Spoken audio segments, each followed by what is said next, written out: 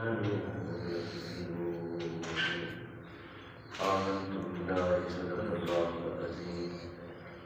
دوستو، سورۃ ابوبکر کی آیت نمبر 10 کی تلاوت کی ہے۔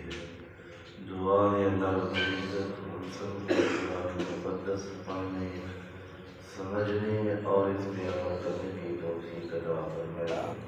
جتنے ہی دوست احباب اس درس قرآن میں شریک ہیں، اللہ رب العزت کی بارگاہ میں دعا ہے ہم سب کے لیے، خصوصاً ہمارے والدین کے لیے، ہمارے اساتذہ کے لیے، دوست احباب کے لیے اور حضور کی ساری امت مسلمہ کے لیے اسے بخشش اور برکات عطا فرمائے۔ اللہ نے اس سے قبل وَمِنَ النَّاسِ مَن يَقُولُ آیت نمبر 8 سے لے کے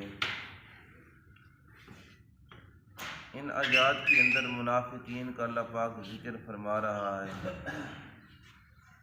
کہ حضور علیہ الصلوۃ والسلام کے پیچھے نمازیں بھی ادا کرتے، اجتماع کے اندر بھی شریک ہوتے، لیکن زبان سے کچھ اور ہوتا، دل کے اندر کچھ اور ہوتا۔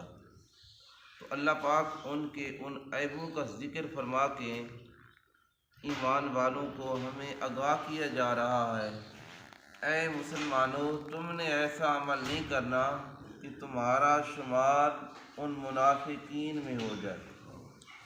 تو پچھلی آیت کے اندر اللہ نے اس بات کا ذکر کیا، یخادعون اللہ والذین آمنوا، وہ دھوکہ دیتی ہیں اللہ کو اور اللہ کے رسول کو اور ایمان والوں کو۔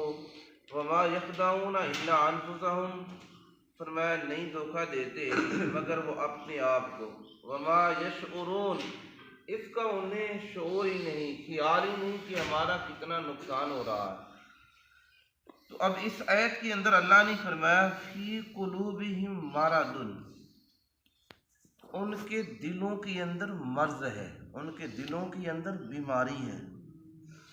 ایک بیماری جسمانی ہوتی ہے، ایک نفسانی۔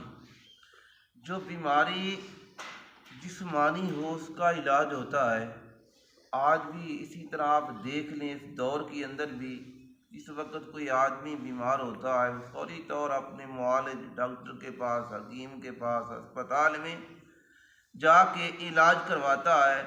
تو ایک مرض ہے دل کے اندر، یہ دل کے اندر جو مرض ہے وہ ان کو قلب کی مرض نہیں کہ جس کو ہارٹ اٹیک کہتے ہیں کہ اسے دل کا دورہ پڑا وہ مر گیا، ان کے اندر وہ بیماری نہیں، ان کی دلوں کے اندر وہ بیماری ہے جو حسد کی بیماری ہے اور جو بغض کی بیماری ہے۔ مدینہ طیبہ کی سرزمین میں یہودی آباد تھے، جس وقت حضور علیہ الصلوۃ والسلام یہاں تشریف لائے ان کی حکومتیں چلی گئیں، انہوں نے حکومتوں کے منصوبے بنا رکھے تھے کہ یہاں علاقے کا فلاں امیر ہوگا، یہاں علاقے کا فلاں بادشاہ ہوگا۔ تو حضور علیہ الصلوۃ والسلام کے جانے سے لوگ ایمان لانے لگے۔ اب ان کے دلوں کے اندر یار پتہ نہیں یہ کامیاب ہو جائیں گے، یہ کامیاب ہو جائیں گے، تو اسی طرح انہوں نے ایمان لے آئے، اگر یہ کامیاب ہو گئے تو ہم ان کے ساتھ کھڑے ہو جائیں گے، اگر وہ کامیاب ہو گئے تو ہم انہیں جا کے کہتے ہیں ہم تو ان کے ساتھ ٹھٹھا مذاق کرتے ہیں، تو ہم تو عارضی طور پہ ان کے پاس ہیں۔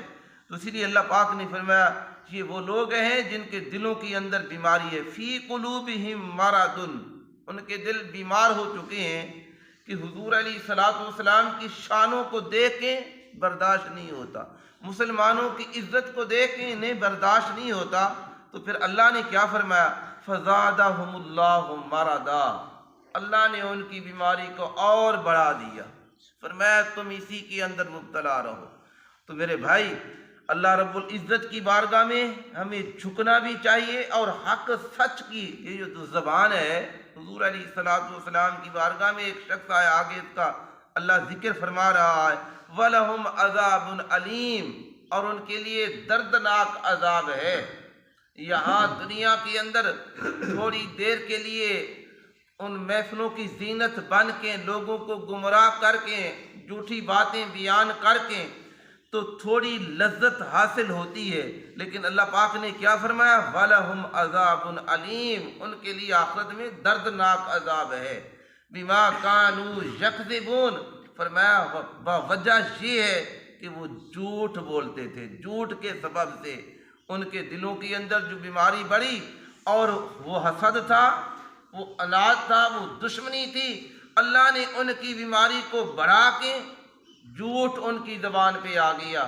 اب مسلمانوں سے کہتی ہیں کہ ہم ایماندار ہیں، حضور علیہ الصلوۃ والسلام کے پیچھے آ کے نمازیں ادا کرتے ہیں، اور جس وقت یہاں سے اٹھتے ہیں ان کے پاس چلے جاتے ہیں، انہیں کہتے ہیں نہیں نہیں، ہم نے تو مسلمانوں کو بے وقوف بنایا ہے، بس ہم تھوڑی دیر کے لیے ان کے جو منصوبے ہیں ہم تمہیں آ کے آگاہ کرتے ہیں، ہم تو تمہارے ساتھ کھڑے ہیں۔ تو اللہ پاک نے فرمایا یہ جھوٹ بولتے تھے، اور ان کے لیے اللہ نے دردناک عذاب تیار کر رکھا ہے۔ جھوٹ بہت بڑی بیماری ہے، بہت بڑا، انسان گمراہی کے اندر جا پڑتا ہے۔ ایک شخص حضور کی بارگاہ میں آیا، اس نے آ کے عرض کی یا رسول اللہ صلی اللہ علیہ وسلم، میرے اندر کئی عیب پائے جاتے ہیں، میں شراب بھی پیتا ہوں، میں زنا بھی کرتا ہوں، میں چوری بھی کرتا ہوں، جھوٹ بھی بولتا ہوں۔ تو حضور علیہ الصلوۃ والسلام نے فرمایا یہ جھوٹ تمام عیبوں کی ماں ہے، فرمایا یہ ابتدا ہے، اگر جھوٹ چھوڑ دیں گے تو سب چیزیں چھوٹ جائیں گی۔ تو حضور علیہ الصلوۃ والسلام سے وہ کہنے لگا یا رسول اللہ، میں چاہتا ہوں میں ان کو چھوڑ دوں، لیکن چھوڑ نہیں سکتا۔ جس طرح ایک آدمی نشہ کرتا ہے، میں یہ نشہ کرتا ہوں، سگریٹ پیتا ہوں، میں چھوڑ نہیں سکتا اسے، میں شراب پیتا ہوں، شراب کا عادی بن چکا ہوں، اسے میں چھوڑ نہیں سکتا۔ تو اسی طرح وہ شخص حضور کی بارگاہ میں آیا، اس نے کہا کہ یہ سارے عیب میرے اندر ہیں، اب اللہ نے ایمان کی دولت بھی عطا کی ہے، میں چاہتا ہوں یہ مجھ سے چھوٹ جائیں۔ حضور علیہ الصلوۃ والسلام یہ عام حکیم نہیں، حکیموں کے بھی حکیم ہیں، جن کو اللہ نے اپنا محبوب بنا کے وہ مرض کی شناخت بھی کرنا جانتی ہیں کہ اس کو کس طرح کی دوائی دی جائے۔ حضور علیہ الصلوۃ والسلام نے فرمایا کیا ایک چیز تم چھوڑ سکتی ہو؟ فرمایا وہ کون سی؟ فرمایا صرف تم نے جھوٹ نہیں بولنا۔ کیا نہیں کرنا؟ جھوٹ نہیں بولنا۔ نوجوانوں، جہاں تک میری یہ بات اس موبائل کے ذریعے جا رہی ہے، یہاں موجود بیٹھے ہیں، عہد کر لیں ہم نے زندگی کے اندر جھوٹ نہیں بولنا، زندگی سے ہم نے جھوٹ کو نکال دینا ہے۔ یہ جھوٹ مسلمانوں کی بات نہیں، یہ منافقین کی بات ہے، حضور کے صحابہ کی نہیں، ابو بکر کی بات نہیں، عمر کی بات نہیں، سیدنا حضرت عثمان غنی کی بات نہیں، شیر خدا کی بات نہیں، امام حضور علیہ الصلوۃ والسلام کے نواسوں کی بات نہیں، بلکہ یہ منافقین کی بات ہے، منافقین کا عمل ہے، حضور کے ان صحابہ کا عمل نہیں۔ تو اس لیے حضور علیہ الصلوۃ والسلام کی بارگاہ میں وہ شخص کہنے لگا میں ایک چیز چھوڑ سکتا ہوں۔ فرمایا وہ کون سی تمہیں آسان لگتی ہے؟ اس نے کہا شراب پیتا ہوں یہ مشکل ہے، زنا کرتا ہوں یہ بھی مشکل ہے، چوری کرتا ہوں یہ بھی مشکل ہے۔ کہنے لگا جھوٹ چھوڑ سکتا ہوں۔ فرمایا بس اس کے اوپر پابند ہو جاؤ۔ اب دیکھیے کتنے عیب اس کے اندر تھے، وعدہ کیا، وعدہ خلافی نہیں کی۔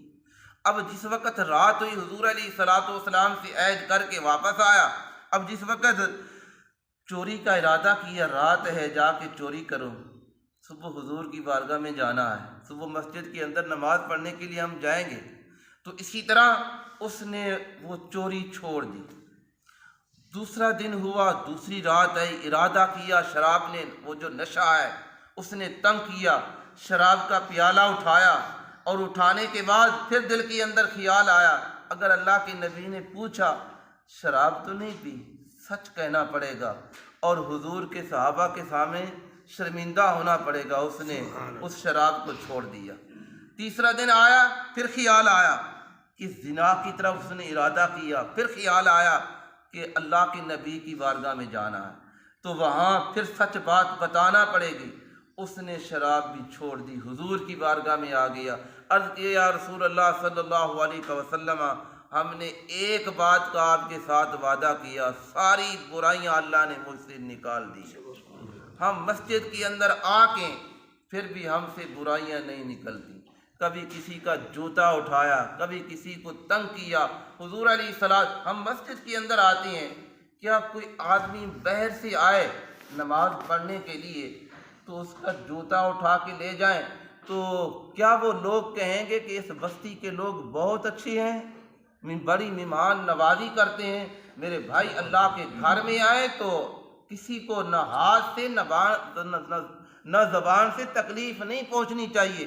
تو اس لیے حضور علیہ الصلوۃ والسلام نے فرمایا کہ اس آدمی نے وعدہ کیا اور وعدے کے مطابق جھوٹ کو اپنی زندگی سے نکال دیا تو اللہ نے تمام عیبوں سے اس کو پاک کیا۔ تو حضرت عبداللہ بن مسعود فرماتے ہیں حضور علیہ الصلوۃ والسلام نے ارشاد فرمایا جو آدمی جھوٹ بولتا ہے، جھوٹ انسان کو کہاں لے جاتا ہے؟ فرمایا وہ فجور گناہ کی وادی میں دھکیل دیتا ہے، اور جو گناہ کی وادی ہے وہ جہنم کے اندر اسے پہنچا دیتی ہے۔ سیدنا حضرت ابو ہریرہ رضی اللہ تعالی عنہ آپ فرماتے ہیں جو آدمی جھوٹ بولتا ہے فرمایا اس کا ایمان نامکمل ہے۔ اور آخری حدیث پاک بیان کرنے تو بعد میں اپنے درس کو ختم کرتا ہوں۔ حضور علیہ الصلوۃ والسلام کے صحابی حضرت سمرہ بن جندب رضی اللہ تعالی عنہ آپ فرماتے ہیں، اسے بخاری نے اسے نقل کیا، فرمایا حضرت جبریل امین حضرت میکائیل حضور کی بارگاہ میں حاضر ہو گئے، عرض کی یا رسول اللہ آؤ ہم آپ کو مقدس سرزمین میں لے جائیں۔ فرمایا جس وقت وہاں گئے تو ایک شخص بیٹھا ہے اور ایک شخص کھڑا ہے، اس کے ہاتھ کے اندر ایک لوہے کا آنکر ہے، اس نے اس کے منہ کے اندر باج کے اندر ڈالا، اسے کھینچا، فرمایا سر کے پیچھے تک لے گیا۔ اس کے بعد اس نے دوسری سائڈ پہ وہ آنکر ڈالا اور دوسری باج کو کھینچا، وہ سر کے پیچھے لے گیا۔ اب جس وقت یہ وہاں پہنچی تو اس کے دوسری باج مل چکی تھی۔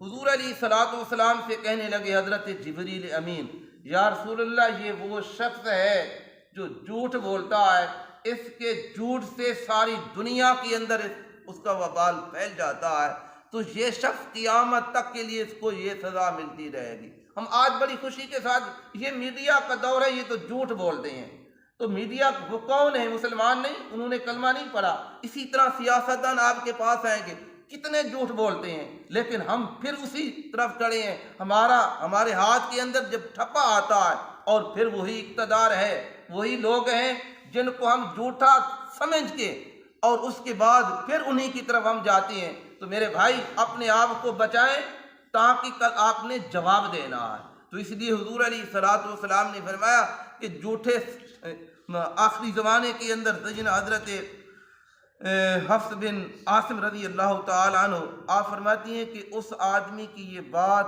اس کے لیے اتنی کافی ہے، اور جو سنی سنائی بات لوگوں تک پہنچائے وہ جھوٹا شخص ہے۔ فرمایا آخری زمانے کے اندر ایسے لوگ آئیں گے، فرمایا وہ دجال ہوں گے، وہ جھوٹی باتیں لوگوں کے سامنے بیان کر کے اور اپنے آپ کو اپنی شان بیان کریں گے، لوگوں کے سامنے جھوٹ بولیں گے۔ فرمایا ان سے بچو، تمہارے ایمان کو ضائع کر دیں گے، ان کے قریب نہ بیٹھو، ان کی مجلس کے اندر نہ بیٹھو، کہیں تم اس کے اندر مبتلا نہ ہو جاؤ گے۔